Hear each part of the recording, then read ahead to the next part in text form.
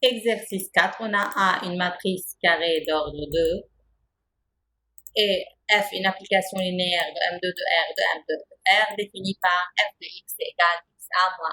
Premièrement, il vous montrer que R, que F, l'application F, elle est R linéaire. Donc, les scalaires appartiennent à R. Donc, il faut montrer pour n'importe quelle deux matrices de l'ensemble de départ, X, Y, pour n'importe quel scalaire alpha dans R, F de alpha X plus Y, c'est alpha F de X plus F de Y. Donc, c'est ce qu'il faut montrer. On commence. F de alpha X plus Y, c'est quoi? Donc, on remplace par X avec alpha X plus Y. Donc, ça va être alpha X plus Y fois A moins A fois alpha X plus Y. Chapitre 1, les matrices, on a distribué de plus par rapport à la multiplication.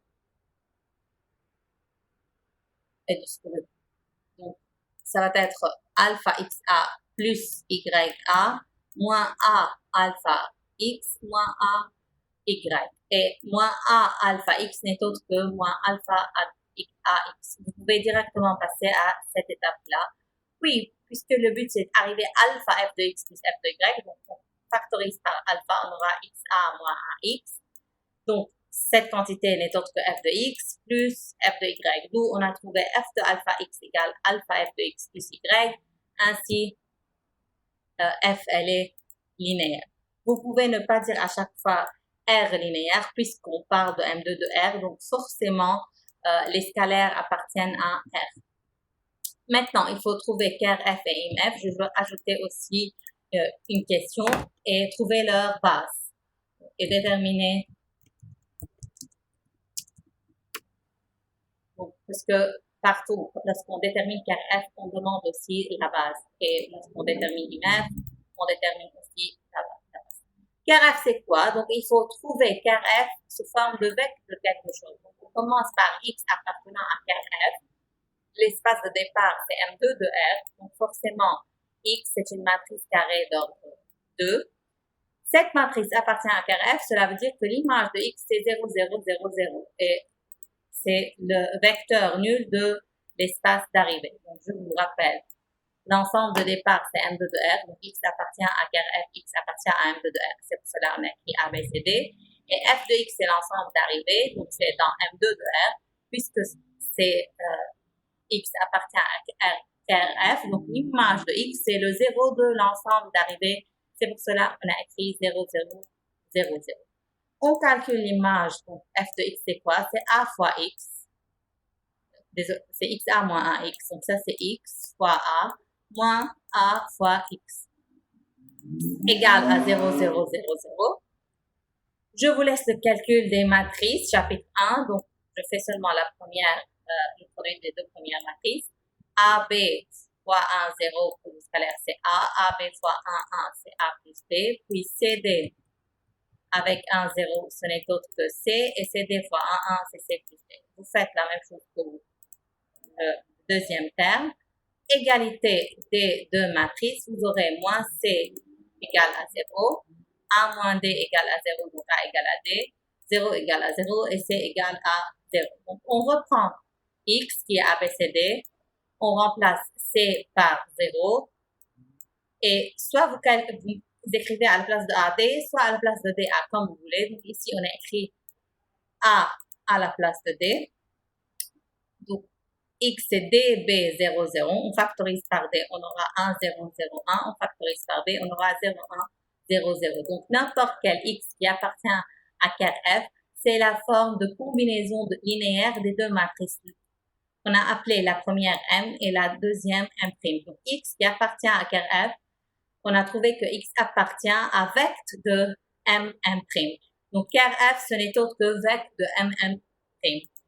Donc, on a trouvé une famille génératrice de ker F. Ces deux matrices-là ne sont pas collinéaires, donc ils sont libres. Ainsi, on peut déduire que M', c'est une base de ker F et cette dimension est élevée. Juste une petite remarque avant de continuer. On utilise la notion non collinéaire pour les matrices malgré que ça n'existe pas, mais juste parce qu'on peut exprimer M et M' sous forme de vecteurs. C'est 1, 0, 0, 1, le premier vecteur, et le deuxième 0, 1, 0, 0. Ces deux vecteurs ne sont pas collinéaires, donc c'est pour cela qu'on a dit que M et M' ne sont pas collinéaires. Passons maintenant à ker f. Attention, dans tout ce chapitre et le chapitre suivant, on calcule IMF de la même façon. C'est quoi IMF? C'est vect de f de b avec b la base canonique de l'espace de départ. Ou bien, si dans un exercice on vous donne une autre base, vous utilisez la base que vous avez. Mais si on n'a pas une base, on utilise toujours la base canonique de l'espace de départ. Bien sûr, on parle de la base de l'espace de départ. Donc, IMF, elle est engendrée par l'image d'une base de l'espace de départ. Donc, l'espace de départ M2 de R, donc la base canonique, ce sont les quatre matrices, je vous rappelle, E11 qui est 1, 0, 0, 0, E12 qui est 0, 1, 0, 0, E21 qui n'est autre que 0, 0, 1, 0, et E22 c'est 0, 0, 0, 1. Donc, il faut calculer l'image de ces quatre matrices-là, et ainsi, IMF, elle est engendrée par l'image de ces quatre matrices-là. On a déjà calculé f de x pour n'importe quel x, a, b, c, d avant, donc je vous rappelle.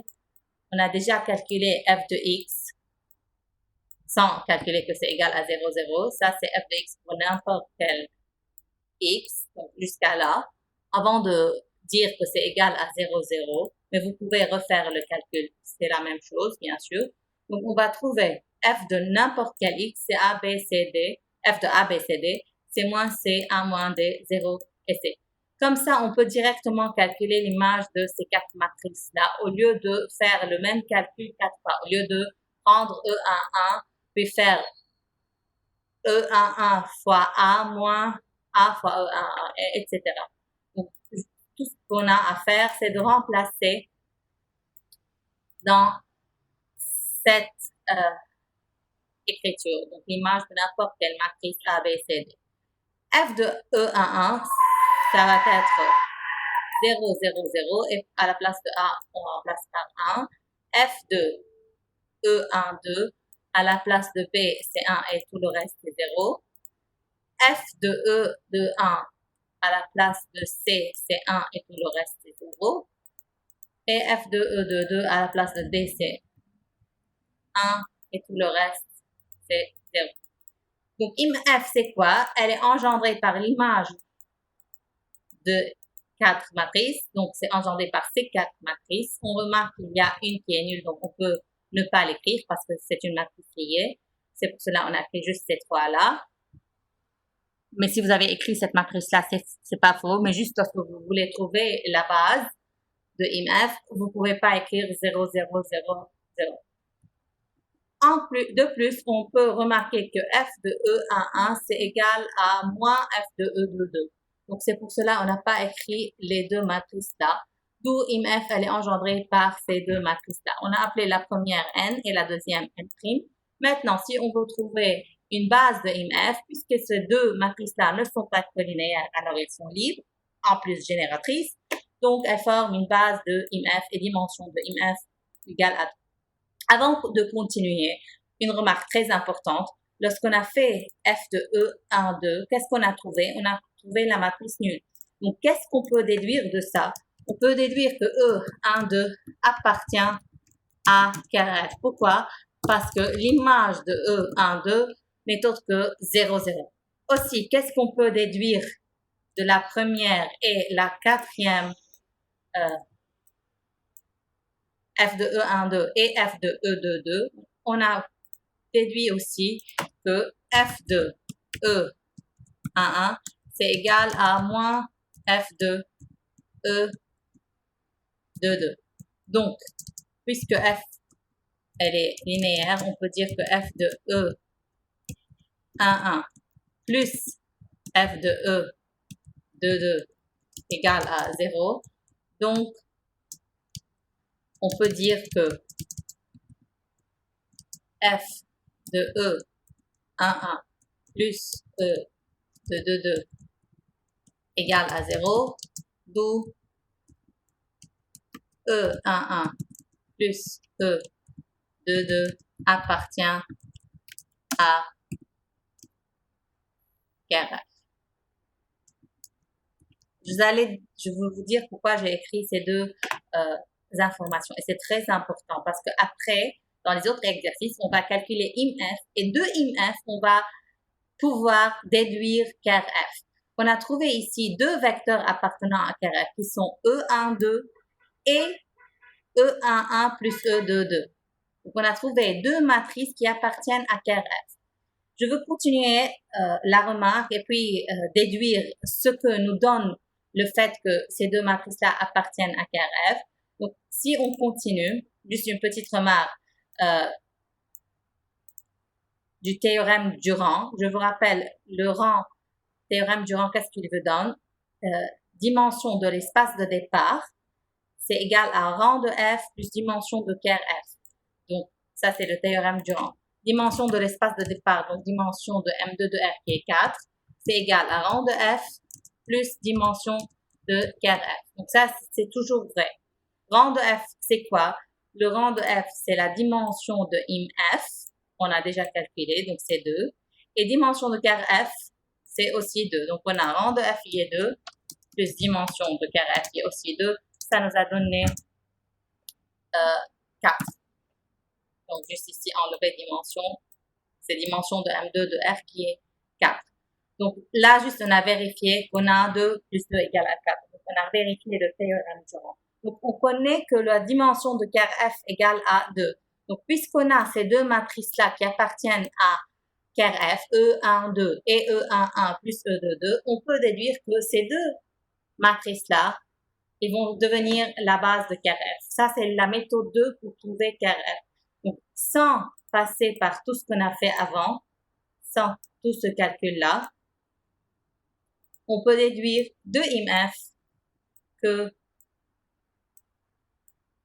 elle est engendrée par ces deux matrices-là. Et en effet,